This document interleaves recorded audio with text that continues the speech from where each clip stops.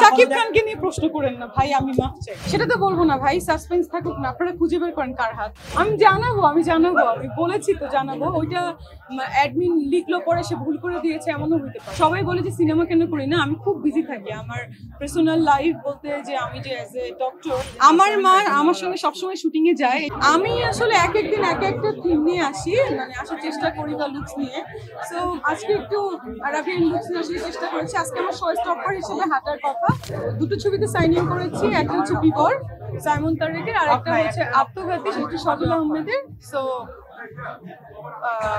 অতি শীঘ্রই শুটিং শুরু হবে। এই মাসের 20 তারিখে ছিল, কিন্তু আমার প্রোগ্রাম থাকার জন্য হয়নি। এটা নেক্সট মান্থের 20 তারিখ থেকে শুটিং শুরু। আমি আমার বিয়ে নিয়ে মনে করো নিজে আছি প্যারায় 2 বছর ধরে। আমি এখন বিয়ে নিয়ে বলবো কি? ও ওই যে বার্থডেতে, সেটা তো বলবো না ভাই, সাসপেন্স থাকুক না, আপনারা খুঁজে বের করেন কার হাত।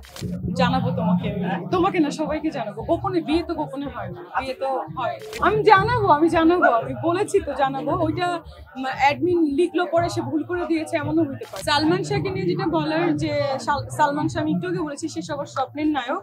এখনো আমরা তার যে ছবি দেখি, আমি তার অনেক ছবি দেখেছি, যে গানগুলো শুনি, আমার মনে হয় আমার ছবিতে সেই গানগুলো যদি রিমেক করা যেত, আমি খুব হ্যাপি হতাম। তো যদি তাকে আসলে হত্যা করা হয়ে থাকে, অবশ্যই বিচার পাওয়া উচিত, এটা আমি ভাইয়া বলতে পারবো না। যদি সে জড়িত হন তাহলে তার সঠিক বিচার হবে, যদি জড়িত না হন সেটাও হবে। বাট আসলে আমরা কোনো কিছু কিন্তু প্রেডিক্ট করে বলতে পারি না। আর আমার আরেকটা কথা যেটা হচ্ছে যে কোনো আর্টিস্ট হয়তো বা কোনো আর্টিস্টকে মেরে ফেলবে এরকম মেন্টালিটি আসলে হয়তো বা নাই, আমি জানি না।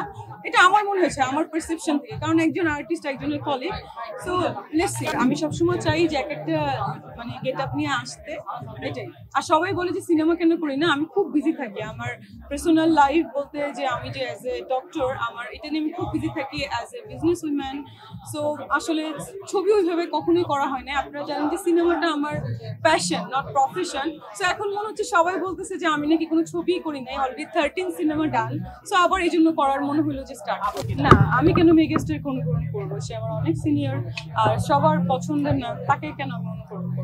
আর্টিস্ট, হিরো হিরোইন একটু ফেমাস হয়ে যায়, লাইমলাইট এসে যে একটা পক্ষ দেখা যায় তাদের এগেনস্টে লেগে যায়, সেরকমই সালমান শাহর সঙ্গে হয়েছিল। কারণ তার সঙ্গে যদি এখনো সে বেঁচে থাকতেন, তাহলে তার সঙ্গে বিট করার মতো ক্ষমতা হয়তো বা কারোর ছিল না।